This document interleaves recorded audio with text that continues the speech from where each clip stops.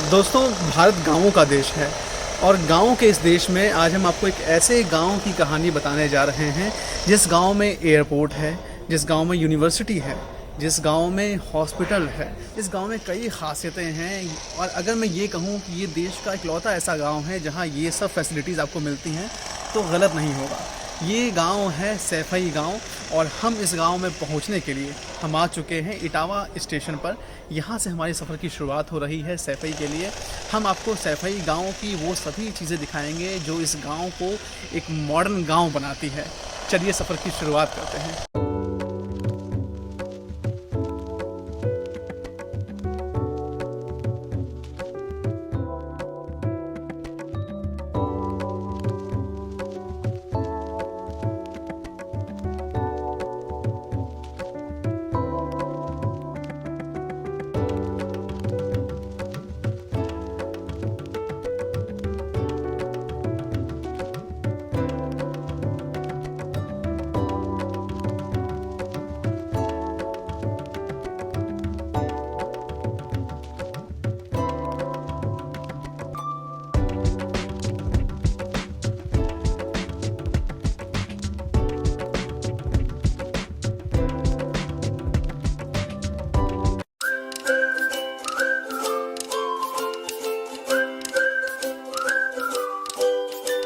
दोस्तों, जड़ों से जुड़ाव क्या होता है यहाँ आकर हमें पता चल रहा है। मुलायम सिंह यादव ने जिस तरह से अपनी राजनीति शुरू की और राजनीति में आगे बढ़े, उसके साथ ही साथ वो कभी इस गांव को भुला नहीं पाए, कभी इस गांव को छोड़ नहीं पाए। हम कई कहानियाँ सुनते हैं कि कोई शख्स बाहर निकलता है अपने गांव से, देश से, और फिर मुड़कर वापस नहीं देखता है, लेकिन यहाँ पर आपको एक अलग तस्वीर दिखाई देती है, एक अलग कहानी दिखाई देती है।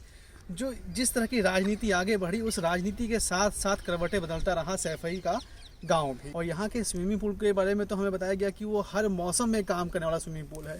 और आप ये बताएं कि यहाँ के स्टेडियम को लेकर कुछ बताएं, कितनी ऑडियंस, कितनी कैपेसिटी है, क्या कैसे बना, कैसे काम हुआ। यहाँ पे विभिन्न प्रकार के स्टेडियम्स हैं। वॉलीबॉल स्टेडियम है, बास्केटबॉल स्टेडियम है, बैडमिंटन स्टेडियम है, प्लस स्विमिंग पूल है, क्रिकेट स्टेडियम है, एथलेटिक्स का भी है। और ये सारी चीज़ें जितनी भी बनाई हुई हैं सारी इंटरनेशनल मानक को लेके बनाई गई हुई हैं, कोई भी कमी नहीं रखी गई। ये सारे इंटरनेशनल लेवल को। स्विमिंग पूल की विशेषता यही है, क्या बोलते हैं, ये ऑटोमेटिकली ही सब चीज़ को एब्जॉर्व करता है, ऑटोमेटिकली ही सब चीज़ को मतलब एटमॉस्फेयर को क्रिएट करता है, ऑटोमेटिकली वाटर को जनरेट करता है। स्टेडियम की मानक क्षमता, हमारे यहाँ स्टेडियम की मानक क्षमता 20,000 से ज़्यादा की मानक क्षमता है। प्लस यहाँ पे हर चीज़ का मतलब, चाहे वो किट बच्चों को क्रिकेट प्रोवाइड कराने का से लेकर बच्चों को शूज़ प्रोवाइड कराने से लेकर सारी चीज़ें इसी विद्यालय की तरफ से बच्चों को दी जाती हैं। दोस्तों, ये देखिए, ये ऑल वेदर स्विमिंग पूल है यहाँ पर और ये हर मौसम में जो टेम्परेचर होता है उसको अपने हिसाब से ढाल लेता है। ये है यहाँ के डेवलपमेंट की कहानी। ऐसा बताया जा रहा है मुकेश कि हाँ, बीजिंग ओलंपिक्स में जो स्विमिंग पूल जिस तरीके के बनाए गए थे और जिस तरीके का वहाँ बनाया गया था, उस तरीके के स्विमिंग पूल यहाँ बनाए गए हैं। दिल्ली में भी एक है, तालकटोरा स्टेडियम में। उसके बाद सैफई के इस स्टेडियम का नाम आता है, जो कि अपने आप में बहुत ही अच्छी और बहुत ही बड़ी बात है कि एक गाँव में ऑल वेदर स्विमिंग पूल बना हुआ है। वाह, क्या बात है।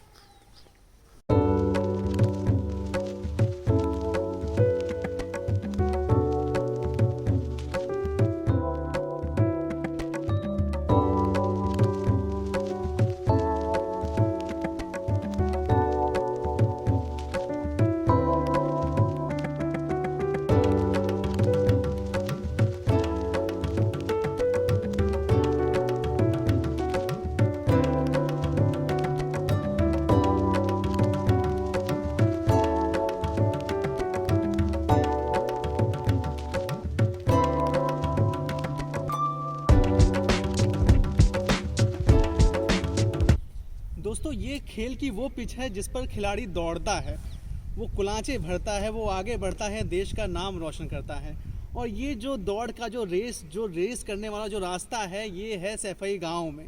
आपको ये देखकर कहीं से भी एहसास नहीं हुआ कि कोई गांव हो जिस गांव में ऐसी कोई चीज़ हो सकती है, लेकिन यहाँ पर ये मुमकिन हुआ है। और मुझे इसे देखकर दिल्ली के नेहरू स्टेडियम की याद आ गई है, जिसके बगल में मेरा कॉलेज हुआ करता था, जहाँ मैंने पढ़ाई की है और जहाँ मैंने उसको बनते हुए देखा स्टेडियम को 2010 के कॉमनवेल्थ गेम्स में। ये काफ़ी हद तक उसी स्टेडियम का जो ट्रैक है उससे मिलता है। आप देखिए किस तरह से कुर्सियाँ लगी हुई हैं शानदार तरीके से, और इसका जो एक तरह से ऑडियंस जो क्षमता है इस स्टेडियम की लगभग 20,000 के आसपास है। लेकिन जो अब बड़ी ही अजीब बात वो ये है कि आज यहाँ पे हमें कोई खिलाड़ी नहीं मिला है क्योंकि वीकेंड है और जाहिर सी बात है वीकेंड में लोग नहीं आते हैं, ये बंद रहता है। लेकिन ये जो इंफ्रास्ट्रक्चर है, जो ये चीज़ यहाँ पे हमें दिखाई दी है इस गांव के अंदर, निश्चित ही यहाँ के लोगों के लिए बहुत फ़ायदेमंद चीज़ है। दोस्तों देखिए सामने वो रनिंग ट्रैक है जो बगल में है ये सर्कल में, और ये है लॉन्ग जंप का ट्रैक जो लॉन्ग जंप करते हैं खिलाड़ी इस पर, और ये रेत भी है। तो ये आप अंदाज़ा लगा सकते हैं कि किस तरह से खिलाड़ी यहाँ पे प्रैक्टिस कर पाते हैं। और ये बहुत ही खुशी का एक लम्हा है मेरे लिए, पर्सनली मेरे लिए, क्योंकि मैं खुद एक गांव से आता हूँ। मैं समझ सकता हूँ कि गांव का कोई जब जो टैलेंट होता है वो किस दर्द से गुज़रता है। लेकिन इस गांव में आकर मुझे एहसास हो रहा है कि इस गांव ने पूरे उत्तर प्रदेश को फ़ायदा पहुंचाया है। पूरे उत्तर प्रदेश से खिलाड़ी आकर इस गांव में सीख पा रहे हैं, अपने आप को डेवलप कर पा रहे हैं, आगे बढ़ पा रहे हैं।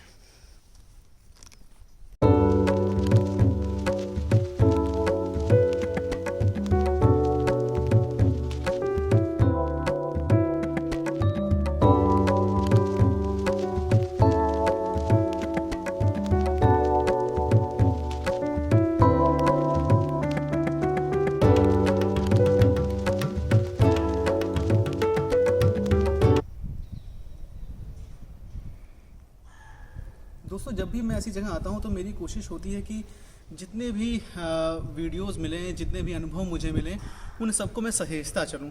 तो जो अमित हैं मेरे साथ, हमारे मित्र, वो हमें बता रहे हैं कि इसी से जुड़ी कई कहानियाँ हमें बता रहे हैं। तो आइए जानते हैं उनसे वो क्या नया एक अनुभव हमसे शेयर कर रहे हैं। प्लीज़ अमित बताइए।